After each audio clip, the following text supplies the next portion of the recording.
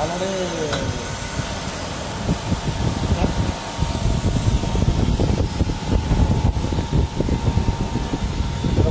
చూసే కనుక ఇది మూవ్ అవుతుంది కానీ యాక్చువల్గా ఇది మూవ్ అవ్వదు.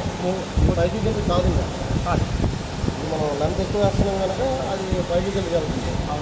అదే లెంత్ ఎక్కువ అయిపోయినా కొంచెం ఇక్కడ టచ్ చేసి కంటే ఆ యాక్షన్ దీంట్లోనే ఉంటుంది. దాంట్లోనే ఉంటుంది సార్. ఆ యాక్షన్ తీసేసుకుని అక్కడికి